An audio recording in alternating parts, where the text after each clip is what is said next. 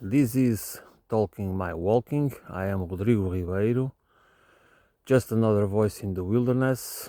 Today I'm going to talk about what is propaganda. Propaganda is the way by which uh, other people, ideas, are perceived as ours. What it means is what we need to understand about propaganda and about, in general, information manipulation is that first of all we perceive reality through frames, through not as a whole, but for example, if we are led to believe and perceive Russians as subhumans, for example, as they always do during war times. If you go back and watch pieces of information and cartoons and about the major wars before it, the enemy is always pictured as kind of subhuman. What is this? What I'm trying to say is that we perceive the world not as a whole, not as in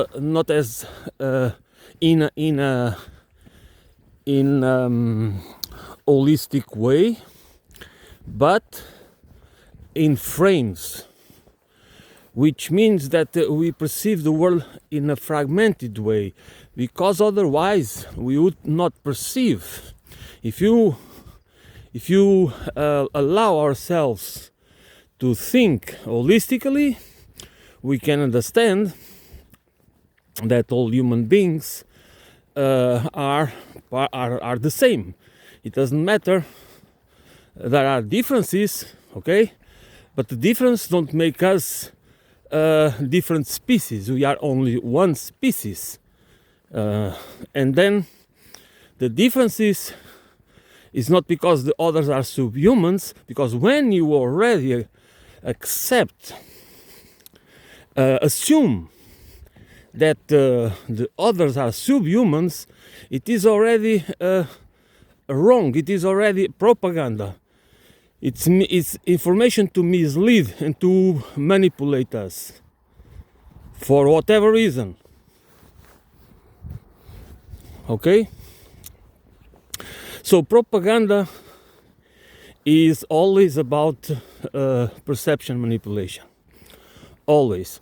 And most of the time to manufacture consent. This, we need to have this in mind. The problem is how we do not, all of us, okay, without exception, all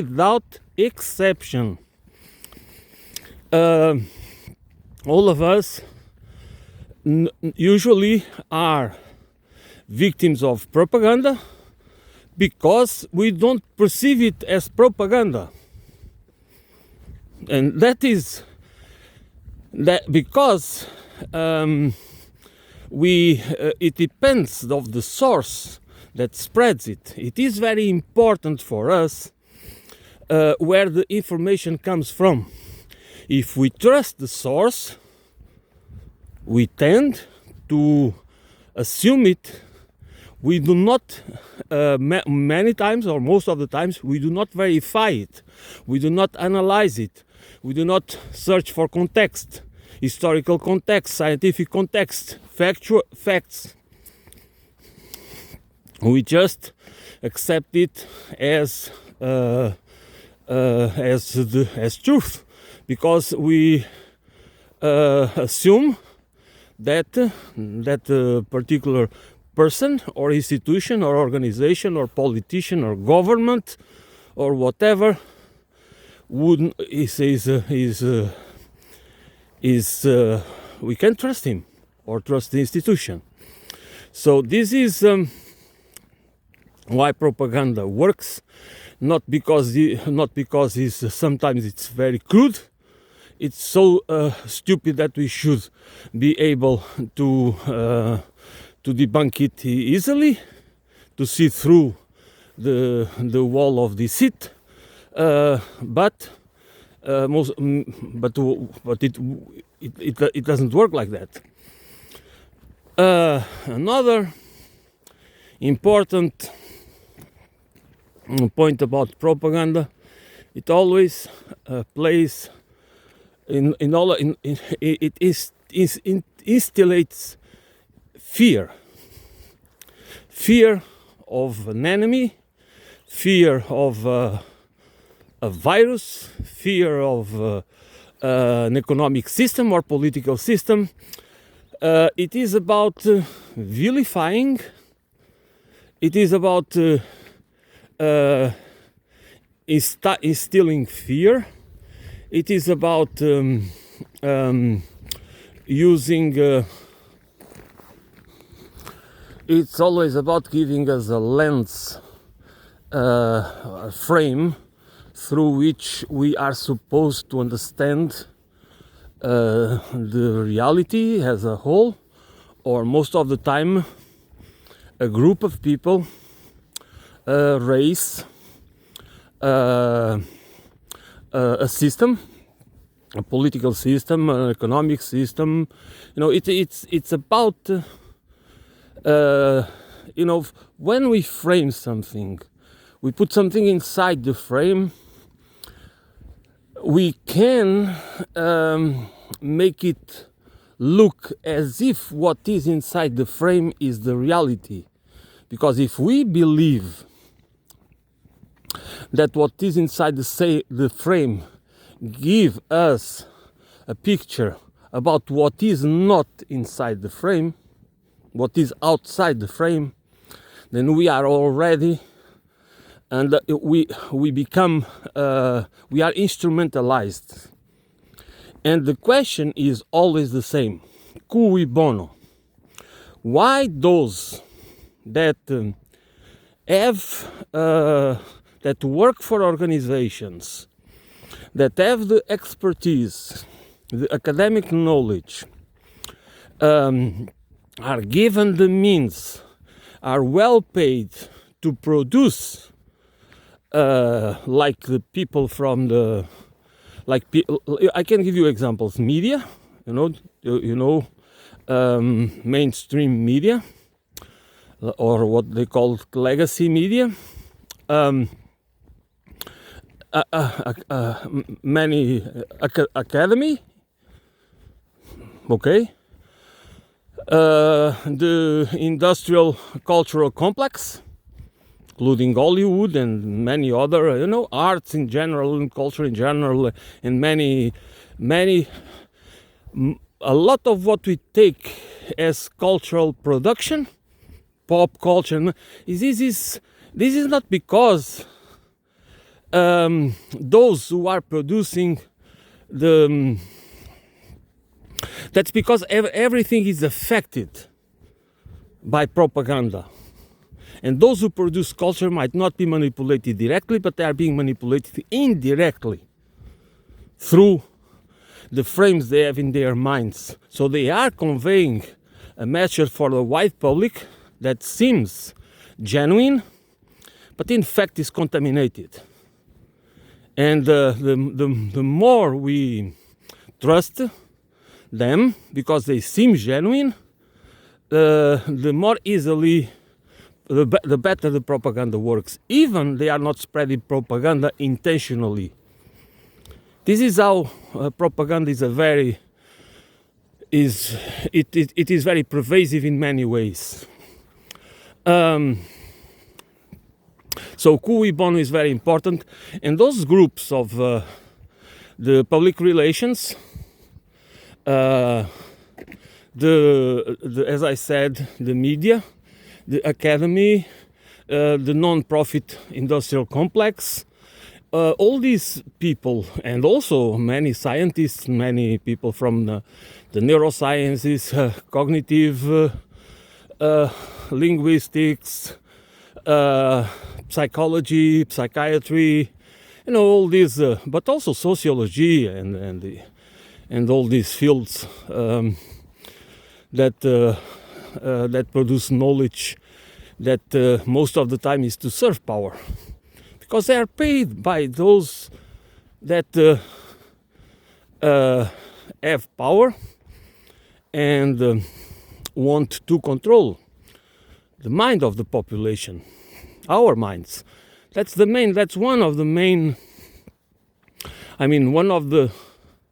what is very important to understand is that propaganda in the end is to control our minds, is to control our minds, because through the control of our minds, they control our bodies. Because our minds are not separated from our bodies, okay?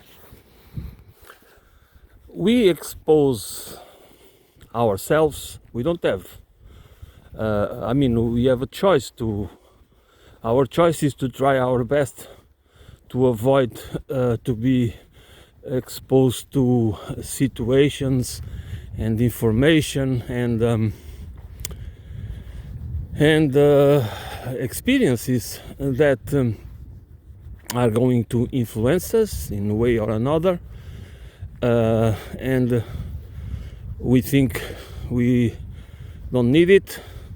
We think they can have a negative impact on us, because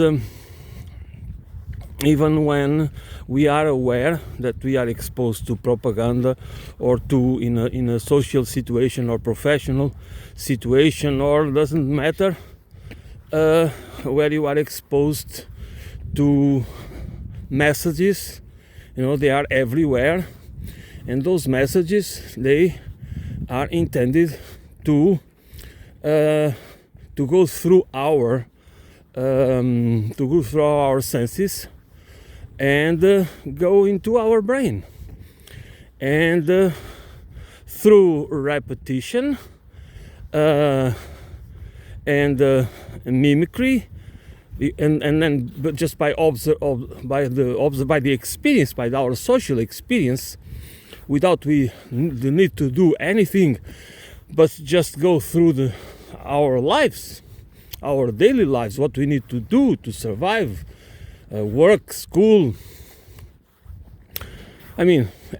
wherever, the movies we watch, the podcasts we listen to, everything, it has an impact on us, because we are not permanently our natural mode is not the conscious, critical, analytical mode. That's not how we are scrutinizing, our environment, because to identify, our senses are always identifying, not our senses, but our brain is always identifying patterns, because that's what living beings do in order to survive. But we do not analyze at the level of the information that doesn't come from the world, the natural reality. It comes from an artificial reality that is created by us, not by us, but by certain groups and individuals among us that create that reality for the rest of us. And propaganda is always present, because perception manipulation to manufacture consent is always present. So what we need to understand, or where we need to start, is to ask the question, why there is the need for propaganda, positive or negative, to start with. Why do we need that? I mean, for many of us who they believe that we are manipulators, we all have this idea about this about the human condition has that we are selfish people looking only for our interests and wanting to manipulate others and control others and this and that. Actually, that's not our nature. It is that by we perceive ourselves like that because we have already been conditioned and changed by the very system that wants us to perceive ourselves like that. And this is already something that we need to understand in a comprehensive way. So propaganda cannot be dissociated from, I mean, if you want to understand propaganda, you need to understand class war. You need to understand that how much of the propaganda,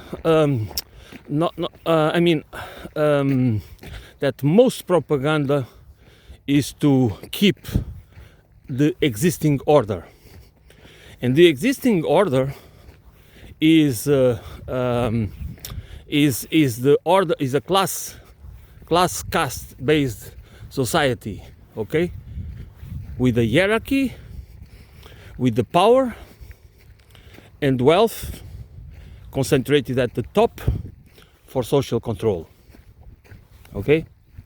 And the propaganda, if I would say that that's the first goal of the propaganda, okay? Because then you have propaganda during the times of war or the preparation for war, and you have many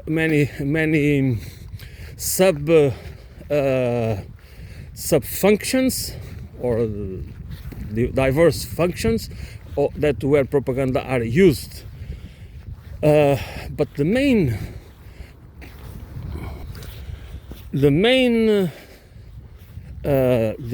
objective of propaganda is to give the illusion of change, but the change never happens.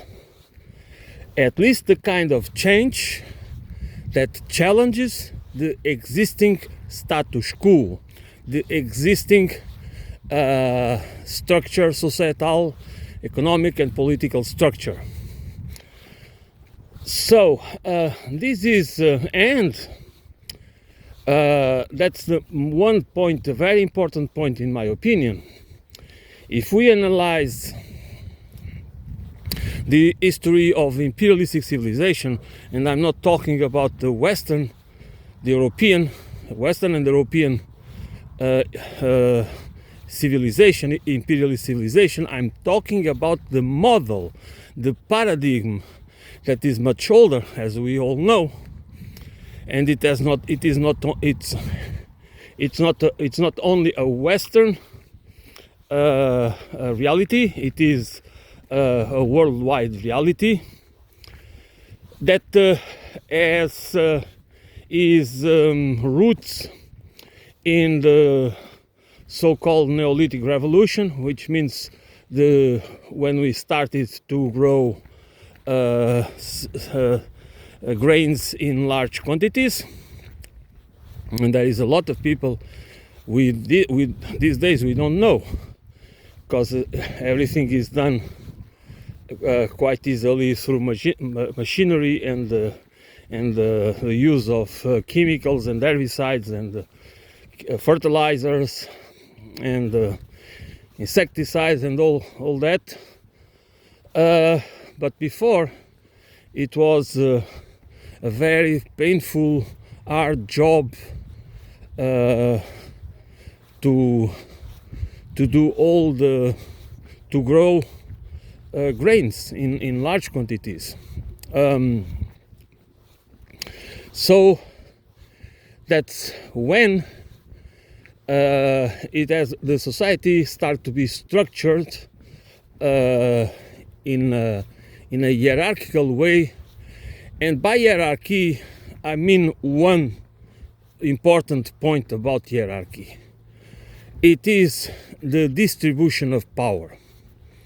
It is how power is distributed. It's how we distribute power across society that matters.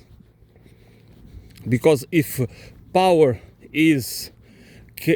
can be, if the people can be accountable, no matter what position they are, but they are accountable in real time, not in a delay, not after 10 years or 20 years or never, as we know these days, that we have so many politicians and banksters and other people that and people from the military and intelligence services agencies, that they are not accountable.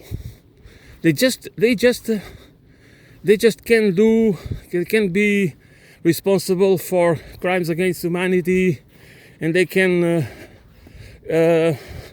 ruin the economies of the countries and ruin people's lives and be responsible for the killing of millions that they are going to. Some will kill themselves, others would have shorter lives due to health issues and other problems. Just because these people, they have not killed themselves, they are not responsible for political decisions to kill themselves, to be responsible for the other people's lives, but they just ruin the economy.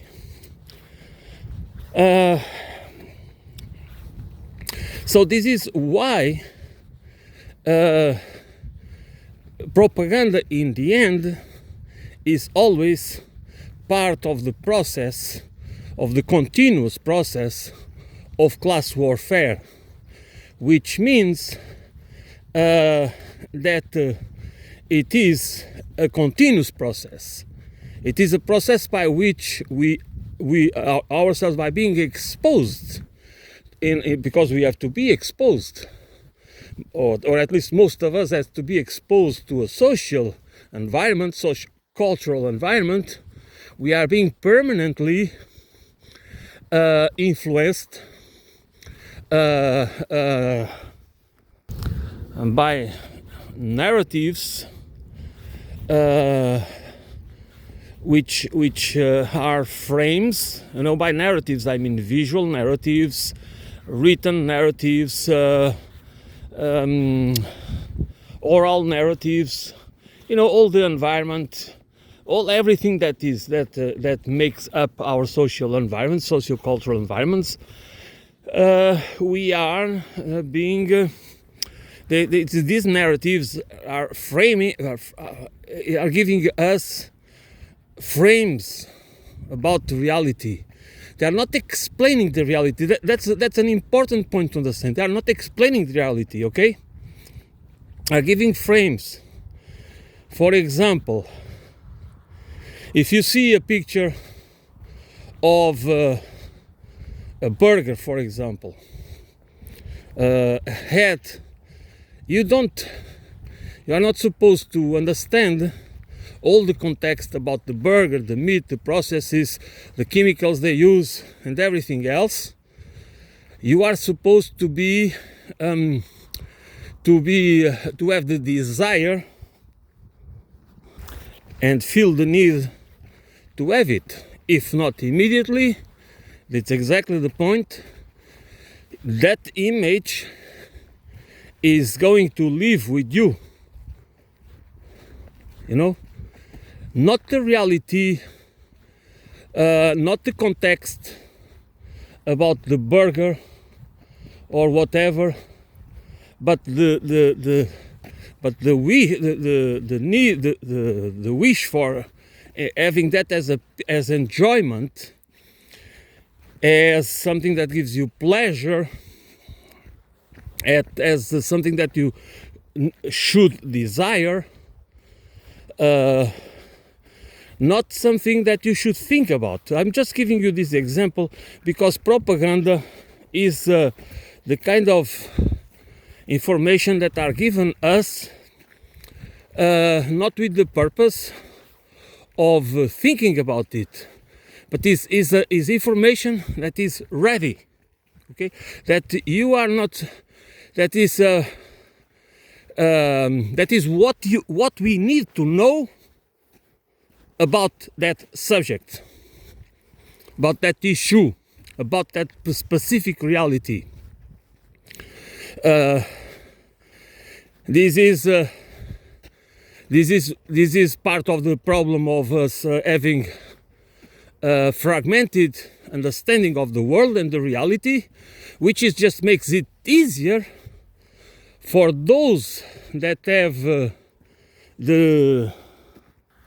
which is part of a strategy to keep us divided, because then we just understand the world through these frames, and we don't understand how we came. That's the main one. This is the main how we need to understand propaganda. It's not what it represents actually, is how it is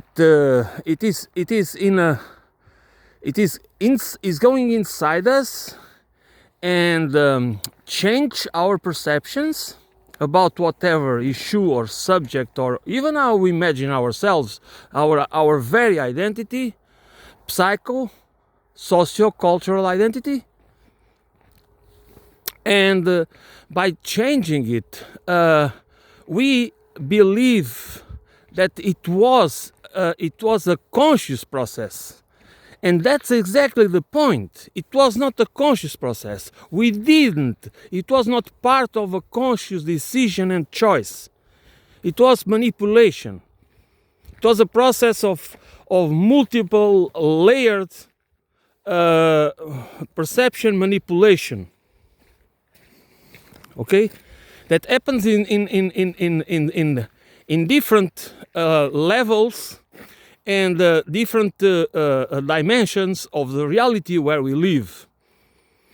And it just, of course, we play a role, and our main role is usually played through what makes us feel better, what we feel that is more. So there are characteristics, there are idiosyncratic characteristics in each one of us that makes us be attracted to this type of messages and not to others. But that is our idiosyncratic characteristics. That has nothing to do with a conscious process by which we choose. Of course, we can also exercise it, but that requires training.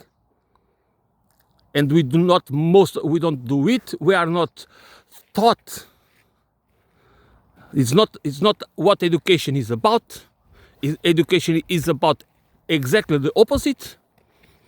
To create people, to educate people, indoctrinate and instrumentalize people to be worried about self interest, okay, to be concentrated in their self-interest. For example, it starts in school for sure, to pursue a career or pursue profit or wealth or social recognition or whatever. It doesn't matter. What matters is that instrumentalization starts at home, but we are trained at school for that.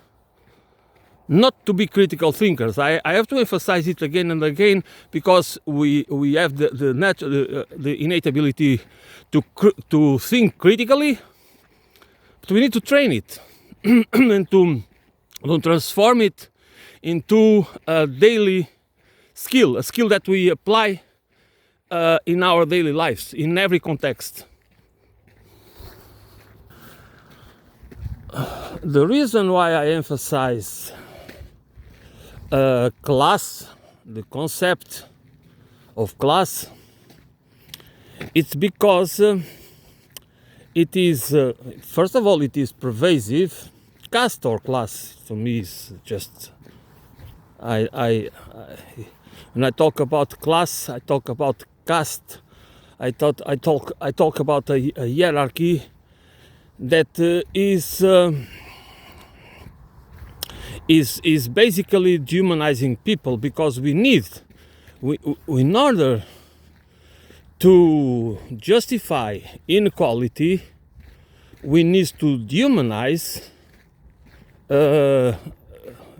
other people, because we need to justify, to rationalize why we are better, why it is normal that we feel entitled to certain rights and privileges that we deny others. So we need to create a meritocracy, not because merit is not important, but because we need to transform it into a religion, into a moral system that is used to justify and glorify, to justify and glorify social inequality. As we can see, so many people, this is also part of the propaganda machine, because as I said, there is the need to paint, to describe people or certain races or certain groups to vilify them, to frame them as subhumans, or to whatever that we want to achieve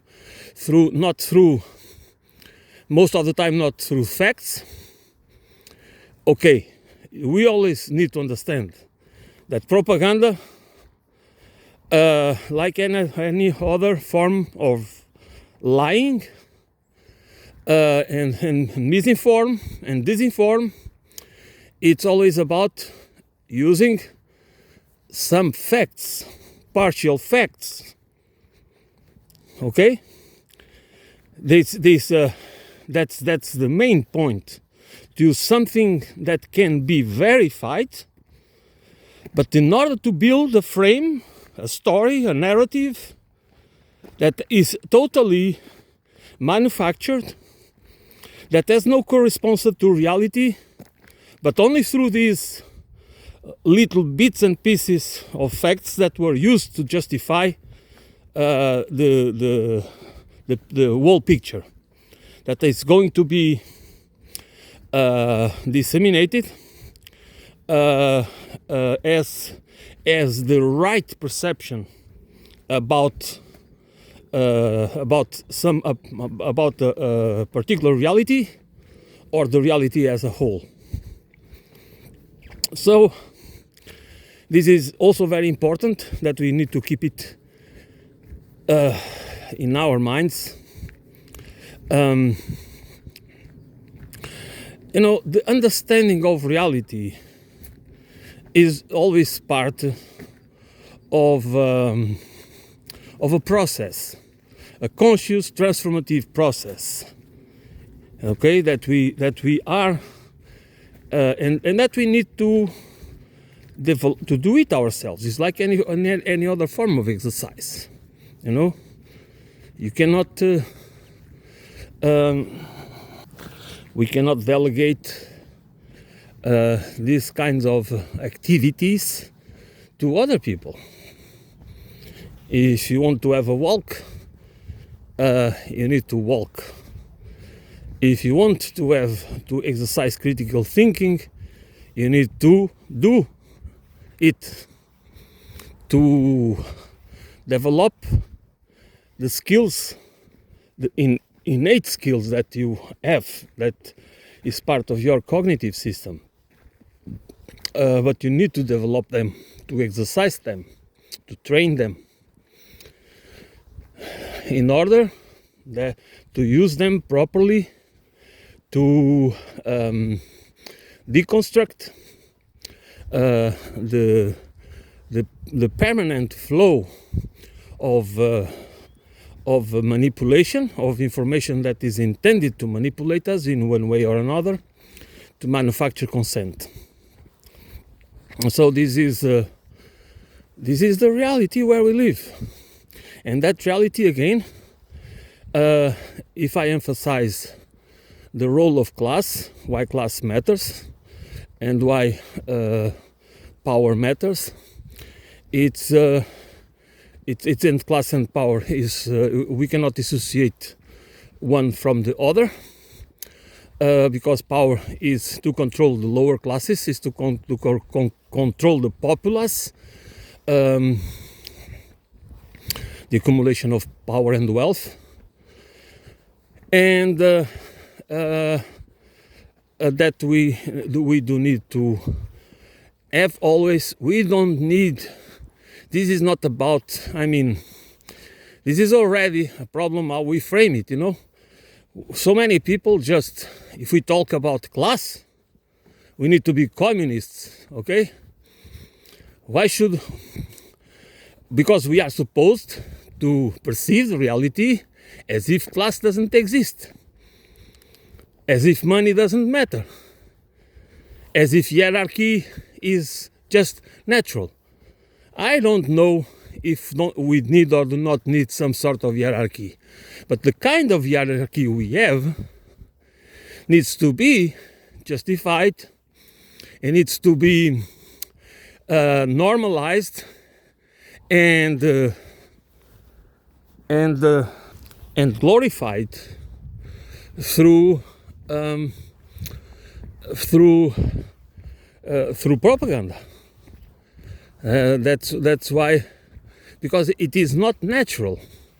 Even if we assume that we need, in order to have a complex society with a complex economy and large, with a world that is actually full, with a global economy and so many issues that we need. We understand that we can only lead with that in an organized way, and we need cooperation. That's what we lack, is cooperation. That's what we lack. One of the things that we lack is cooperation at national and international, at all levels.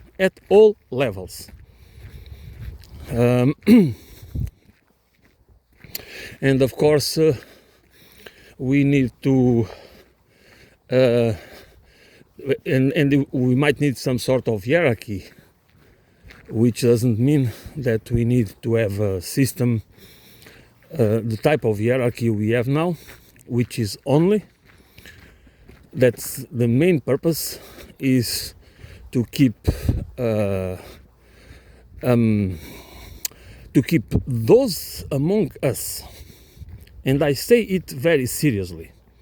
What we are rewarding with the kind of system and this imperialistic civilization that we just normalized, not we, but those of us that exactly those, the people and groups and interests that represent the anti-human, what many people call, they are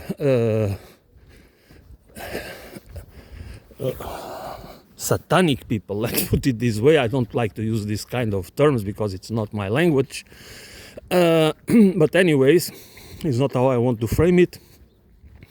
But these people have psychopathic, sociopathic, narcissistic, megalomaniac traits. They are opportunistic, and they have been the ones that were able to control society And they have been the ones that have been driving humanity by using, by not having empathy, not having compassion, but wanting to control, to have power. They are driven by power and control and wealth accumulation. So we have allowed the creation, the development of a civilization that by people that are just the ones that should never have power. But that can be really easily explained why they, because those characteristics, those traits, personality traits that allow them to, if they don't feel compassion, if they don't feel empathy, they don't care. If they don't care, they can do whatever they want, because what matters is their objectives. They don't care the amount of sacrifice, of suffering they are going to cause. And this is true. This can be historically proved since the inception of this